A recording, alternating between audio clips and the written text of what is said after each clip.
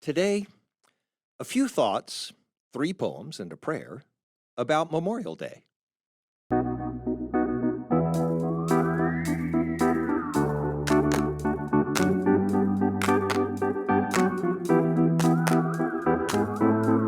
Welcome to Coffee with Creamer, where you get to sit down with our host, Dr. Barry Creamer, for a conversation about faith, life, and culture.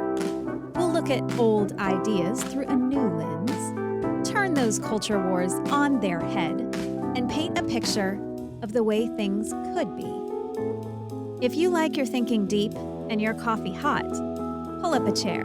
You're in the right place.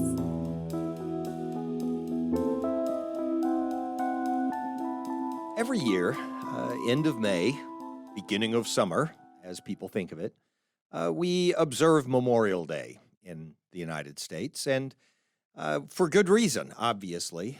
And some people make a very big ceremonial deal of it, not only in their homes, on their lawns with a flag and observances of some kind, but also sometimes a church service, a trip to a local cemetery or funeral home, or actually visiting the grave of a loved one that they've lost.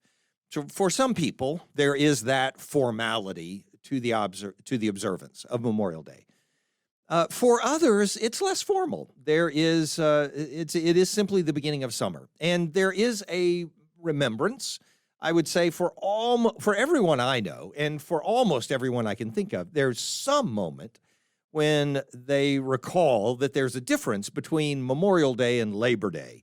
And I'm not saying that Labor Day shouldn't have some significance to it, but it is of a completely different kind than a Memorial Day, like a Veterans Day or some other observance that has to do with the solemnity and reverence of gratitude that we should have for our freedoms, for our existence as a nation, and so on. So almost everyone I know remembers that in some way or another, whether they formalize their observance of it or not. So I'm not presuming to lecture people who need to be reminded about the importance of Memorial Day. But there are a few things that I think are worth sharing, just as thoughts about Memorial Day as we lead into that weekend, as I'm recording this and as it will come out for you.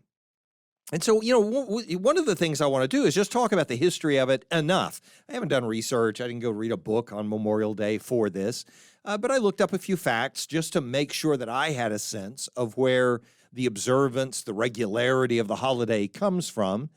But then in light of that, since, Memorial Day is committed to this specific kind of observance, I wanted to recognize a few things about our response to it. So the things I think are right in our response to it, things I know are criticized in our response to it that I actually think are not all that bad. And you may disagree on that part, but I won't stay there very long. But then also something I think we should do more of in light of Memorial Day, things that I don't hear said often enough surrounding Memorial Day. And that doesn't mean anything other than that I haven't heard it very often. And so I just want to share it with you as well. And then draw a conclusion and offer a prayer at the end of the conversation. So, with Memorial Day approaching, the final Monday, of every May, we do this, observe Memorial Day. I grew up doing holidays. You taking advantage of the holiday by having a church picnic, knowing that no one had to get up early the next day. We would do special things on Sunday.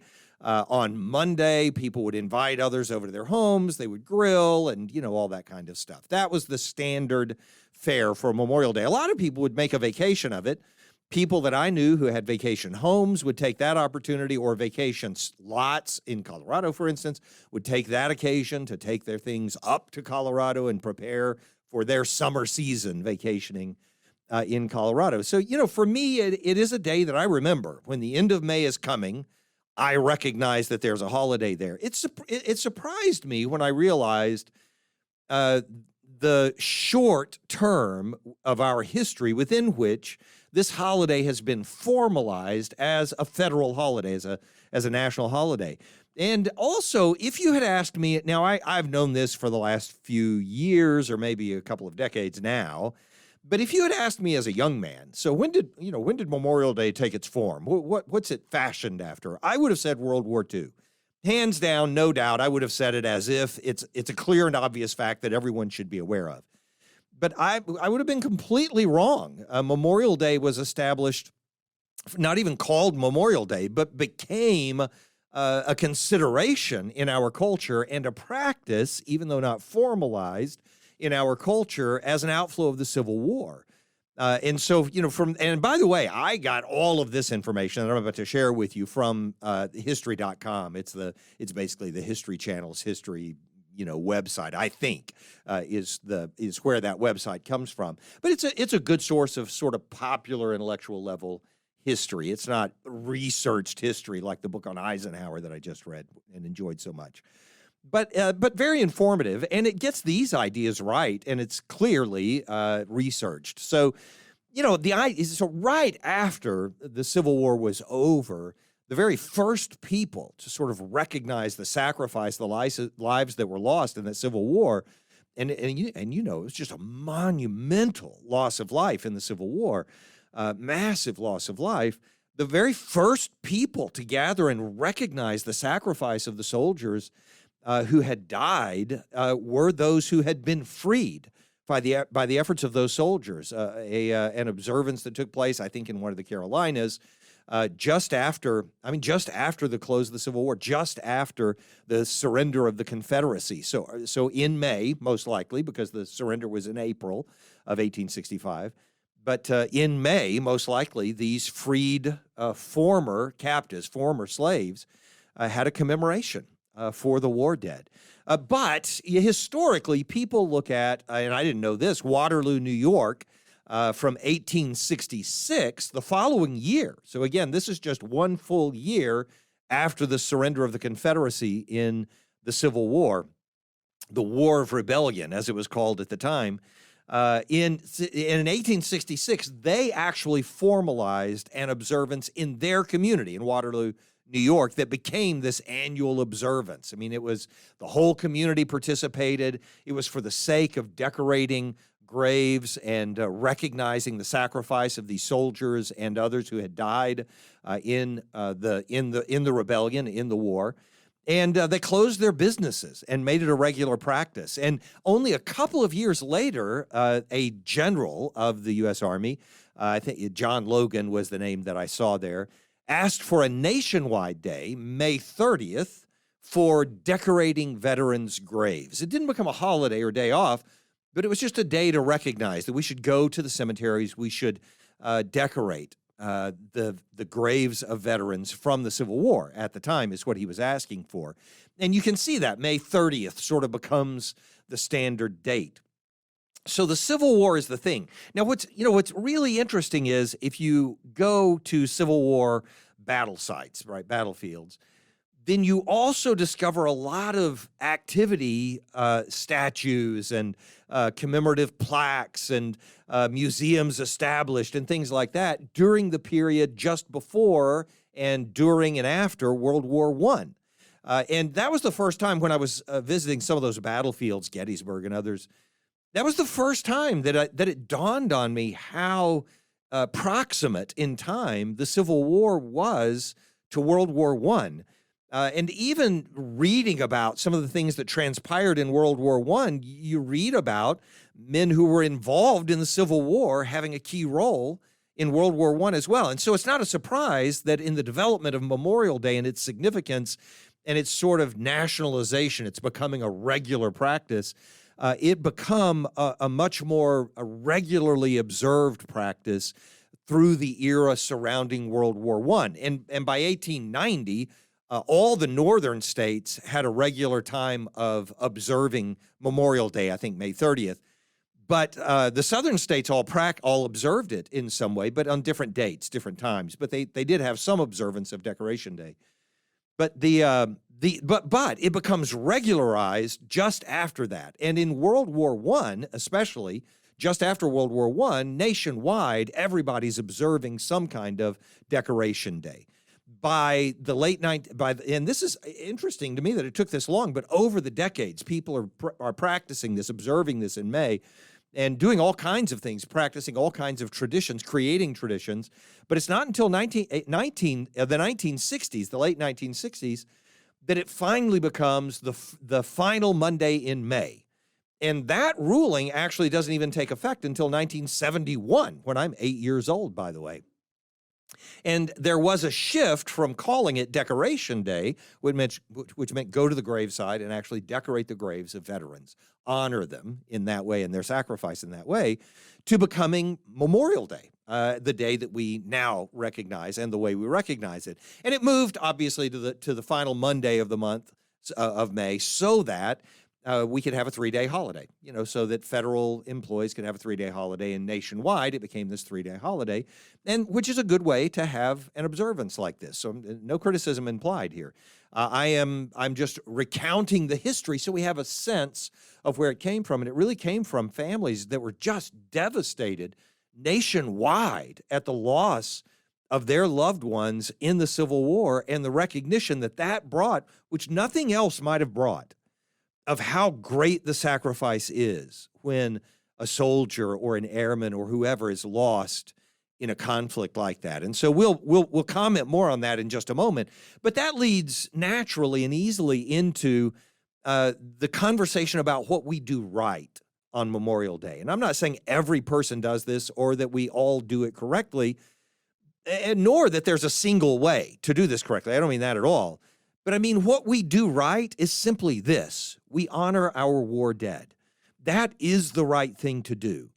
We're not practicing some kind of ritualistic worship of ancestors when we do this, but we are recognizing the incredible loss of life and the value of those lives that has been lost to us, but the gain that we have because of the sacrifice that they paid. And I'll leave it at that right now. We'll give more nuance to it in a moment. But this first step of it is simply that we honor our dead, and doing that on Memorial Day in a prayer. I always do my devotionals in the morning. I'm reading or listening to scripture as I have breakfast. I pray. I prepare for the day. And on Memorial Day, recognizing that you give part of that devotional over to a time to say thank you to the Lord for how he provided for us through an awful sacrifice. And I am talking about the sacrifice of our war dead. There is a poem that has sort of become a standard poem reflecting the value of Memorial Day and honoring our war dead. And it actually became a practice in some of the smaller cities where I've done interim pastorates and I've served to just fill the pulpit and things. I've seen people do this. In some of the larger, more urban settings, I haven't seen it as often, but I'm not saying it's not practiced as often. I just haven't noticed it as consistently. But in a lot of outlying areas, rural areas, even in Texas, I have observed people on Memorial Day wearing poppies, red poppies, as an observance of Memorial Day. And I didn't know why that was, until I was teaching poetry. And in this poetry class that I was teaching, one of the poems that popped up as a candidate for something to teach from was this poem, In Flanders Fields, by John McCrae, who himself was a Canadian and served with the British forces obviously in Northern Europe, or in Europe, during World War I. And he was a physician, and so he tended to the ill, and attended to those who had been injured and were ill. And one of the people he tended to was a good friend of his who died in the far northern reaches of France, or maybe the far western northern reaches of Belgium, and in Flanders Fields, so near Dunkirk, in that area, if it were in France. And so In Flanders Fields goes like this. This is the poem. So what I want to do is, I said 3 poems and a prayer, and I mean it. So a poem for each of these little comments that I want to make. But the poem itself is a beautiful poem, recognizing the sacrifice, not pretending that, not glorifying it, not just lionizing the people who died, but really recognizing the sacrifice and the loss, but also the importance that we carry forward something in order to honor them. And so here's how he conveys it. And in this, I want you to be listening for the spirituality and the soul and the eternal wind. You know how wind reflects spirit in scripture and in imagery.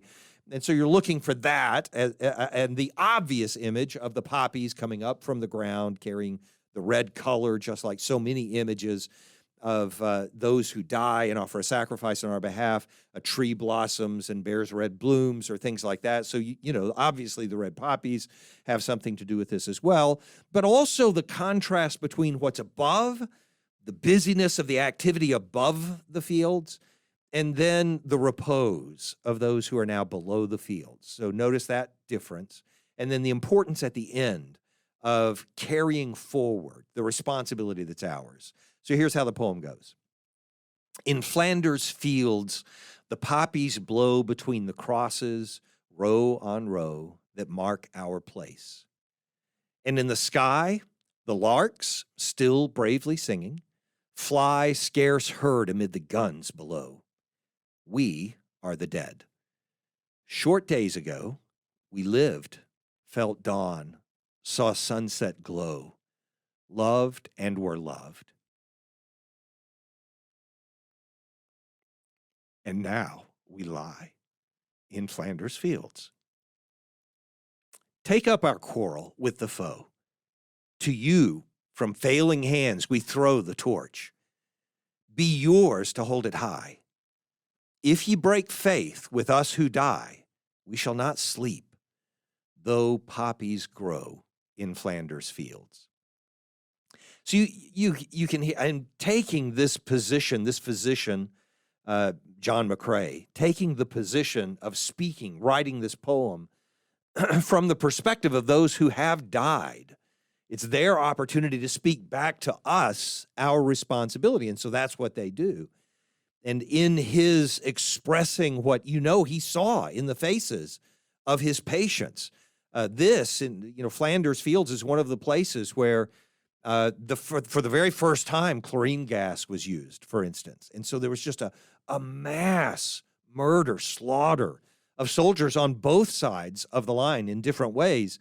But he saw brutality and soldiers perishing in his arms.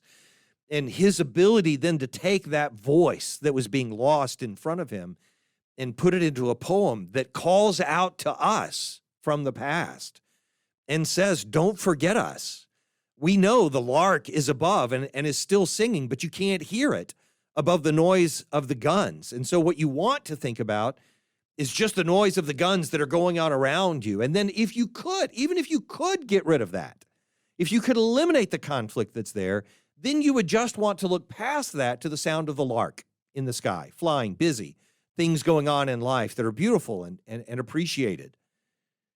But the call of those who are below the field is for us not to forget, not just them, but also the reason that they died, and for us to carry forward with honor, to carry the honor, the torch, the tradition, the significance, the responsibility forward. It's a really beautiful poem. And so I would encourage you to go look it up again. We'll link to it or post it. But it's In Flanders Fields by John McCrae. I'm sure you've read it before, heard it before. And on Memorial Day, it's a beautiful poem to read. If you have kids at home, read it to your kids. It's just a great opportunity to share a tradition that's been handed down to us of not dismissing as insignificant the sacrifice that someone makes on our behalf. Now, because that's so grave, and I mean because it requires so much reverence, it is for some people practically offensive that we would have picnics and celebrations in the same way. And yet, so this is where I'll pause just briefly, and I won't take very long on this section, but I will pause to defend those who use Memorial Day as just a day to picnic and have a great time with family and play games and just have a day off from work and then initiate the summer, the first swim, the first whatever is going on. And I don't mean to defend them in some shallow way as if everyone has pure and innocent motives. I don't mean that. But I do mean this. There is, even among people who are at a funeral, and this just happened recently. I attended the funeral of someone who used to be on faculty at Criswell College, and it was a beautiful funeral. It was perfectly appropriate for that faculty member. And there was a sense of, first, the loss to our community of a really bright light and a kind personality and someone who had contributed much to the lives of so many people. But there was also a jocularity to it because this person was a living person who had jokes in every moment of their life. And so there was a lot of lightheartedness and not just gallows humor and not just humor to break the severity of the moment, but to celebrate the value of what this person had given us in this life. And so in exactly that same way, I think having picnics on Memorial Day and breaking out the barbecue grill and everyone celebrating is a way to say, you didn't just give us a legacy of death and sorrow, that what you gave us was a legacy of freedom and the occasion to be alive with our families. And the fact that you lost your family brings us tremendous grief, but even more gratitude for how much God has blessed us with because of your sacrifice. And I know that not everyone's going to articulate that. Not everyone's going to think all the way through it. But when you see the freedom that was protected by those gifts, by those sacrifices, when you see the liberties that were often created by it in the Civil War, for instance, then I think it appropriate if you see anyone actually living in that freedom and behaving in their part of society to say that they're grateful to be alive and to be here. It's a good thing. Now, I'm not saying it's the only thing. I just think it's tolerable. It's not a bad way to recognize what's going on Memorial Day. Two more things, which means two more poems as well. One, what I wish we did more. Well, actually, both of these fit in the category of what I wish we did more of. And number one is realize just how terrible war is. I have not been to war, and I don't regret that. I'm grateful to the Lord that I've never been to war. But in another sense, I regret it because I can't speak with truth to those who have been to war the things that they know that I will never know or understand.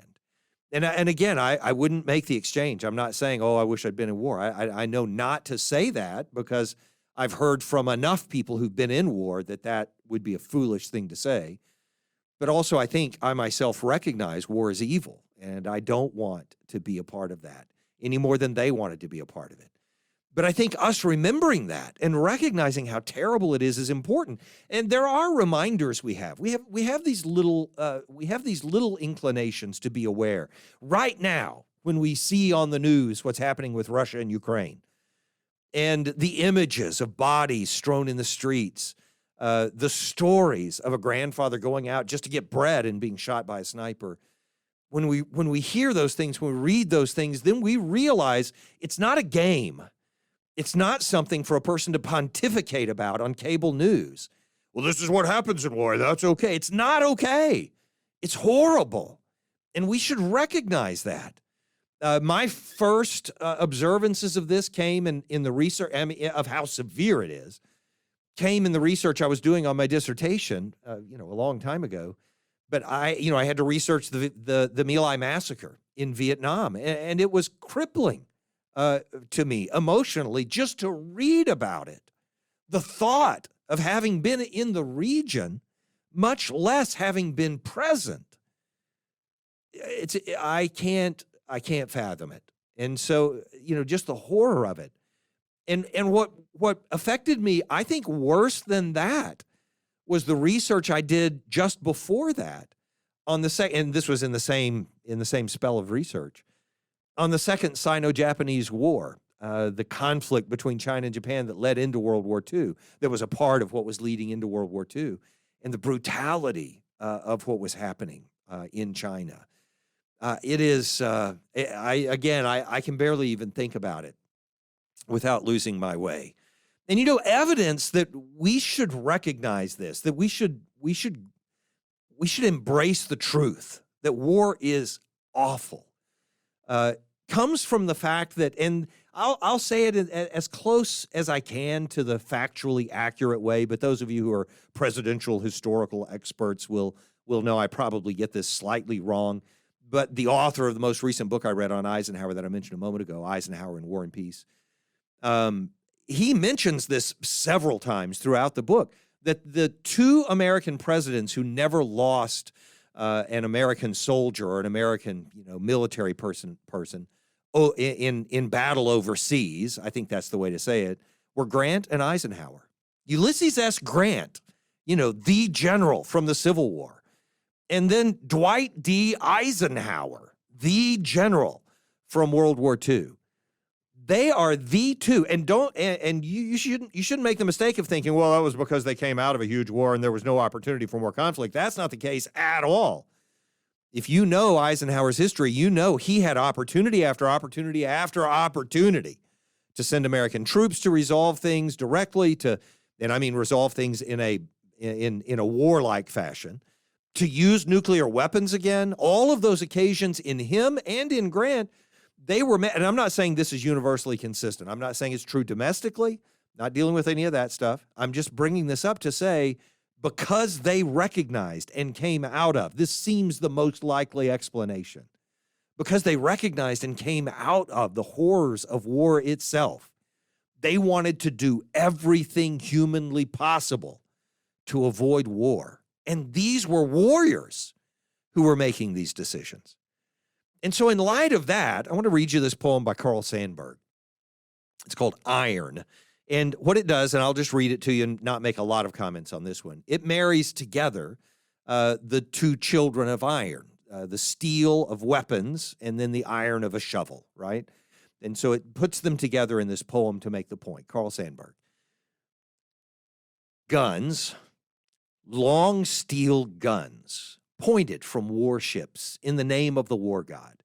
Straight, shining, polished guns, clambered over with jackies and white blouses, glory of tan faces, tousled hair, white teeth, laughing, lithe jackies in white blouses, sitting on the guns, singing war songs, war chanties. Shovels, broad iron shovels, scooping out oblong vaults, loosening turf, and leveling sod. I ask you to witness, the shovel is brother to the gun. He wrote that in 1914, which is, by the way, the beginning of World War I. So he's writing it in the context of World War I breaking out and soldiers beginning to go into battle again, and in this case, sailors preparing to go into battle. And I will say, if you have the opportunity to go and read it, again, it's called Iron by Carl Sandburg. These are all available publicly on the web. If you have an opportunity to go and read it, notice that the jackies who are so alive and lithe and tanned in face and all of that with the white teeth, that they're in white blouses twice, which means they're prepared for death. This is the idea behind that. Of course, they're dressed for the battle and they're shining and gleaming in their energy and vitality, but there's no doubt he's leaning toward the shovel end of it, where we are loosening the turf first and then leveling the sod over the grave at the end. So something to keep in mind. This doesn't mean, I'm not a pacifist. It doesn't mean there's no time for war. It doesn't mean it's not the best response sometimes. But it does mean we should do a better job of recognizing how terrible it is when it happens. The last thing we should be spending is our most valuable commodity, our young people in war. That's not a line from me. That's a line from several presidents. So with that said, the last observation I want to make, things that I wish we were doing more of, has to do with seeing wars more in their eternal or even longer term temporal context. So by that I mean we should see war in light of eternity, or just see war in light of the long scope of history. And this is what Carl Sandburg again does in this poem called Statistics. It refers to Napoleon. And again, I'm just going to read it to you, but I would ask you to pay attention to these things as I'm reading it through to you so that it'll sort of make sense in one reading. It's hard to get a poem in one reading. But what you'll hear is Napoleon, who fought all of these battles that involved exactly the same ground that's being fought over in World War I. From Calais, he's going to mention from Calais to Moscow. So Russia's involved, France is involved, Napoleon's won these great victories, and what's the consequence of it? Well, Napoleon's in the grave, and what you'll hear as I'm reading the poem is, Napoleon's in the grave, the soldiers are on the ground and they're marching again, and the airplanes are droning overhead, but the thing so where all the busyness is, on the ground with the soldiers and the guns and the aeroplanes, he refers to them as aeroplanes, this is World War I. With all of those things going on, the things that don't change are the grave, where Napoleon is just lying and rolls back over when he hears that they're battling again for no big deal, because it's just ground that he already conquered. Why are we fighting over it again? And then the stars in the heaven, which always reflect this fixity of the universe, because the stars don't change. They're still there. One person can rule, one person can win, one person can claim the ground, but the same stars are going to shine tomorrow. That's the idea that he's going to convey. So let me read it to you as he says it. Napoleon shifted, restless in the old sarcophagus, and murmured to a watchguard, "Who goes there?" The answer, 21 million men, soldiers, armies, guns. 21 million, afoot, horseback, in the air, under the sea. And Napoleon turned to his sleep. It is not my world answering. It is some dreamer who knows not the world I marched in, from Calais to Moscow. And he slept on in the old sarcophagus while the aeroplanes droned their motors between Napoleon's mausoleum and the cool night stars. Again, I encourage you to look up the poem and take time to read through it and see the heavens above, the earth, the waters below. He has all of those ingredients included in the poem to make this powerful, beautiful point about how much we think we can comprehend and control the world in our wars. But in reality, there is an eternal thing. There is a weight of history that goes way beyond what we think we're accomplishing with it. And again, I'm not saying that as a pacifist. I'm not saying that as a person who says we should never use force to stop evil or to do something that's unjust. I'm not that person. I am grateful for our ability to defend those who are vulnerable, to defend our own shores. I'm grateful for that. I think we should recognize the gravity of when we're involved in war. And if any day is going to encourage us to do that, it should be Memorial Day. It is Memorial Day. And so even those who oppose a war, generally or specifically, should be able to respect the cost. I just want to wrap it up for you. Paid by soldiers, sailors, airmen, Marines, guardsmen, doing their best simply to move their life forward. Hey, I'm going to join the military, get a college education, go get a career. But they do it by serving their country. Even people who opposed the war should be able to respect the cost paid by those men and women. Honoring the sacrifice of those who have lost their lives is always the right thing to do. So for each soldier, sailor, airman, Marine, guardsman, to each and every one, not because you were perfect, but because you were there when and where we asked you to be, for the sake of a nation unlike any other in the history of the world, we say thank you. And we pray for every family member who lost a son or a daughter, for every father or mother, brother or sister. The Lord bless you and keep you. The Lord make his face to shine upon you and be gracious unto you. The Lord lift up his countenance upon you and give you peace.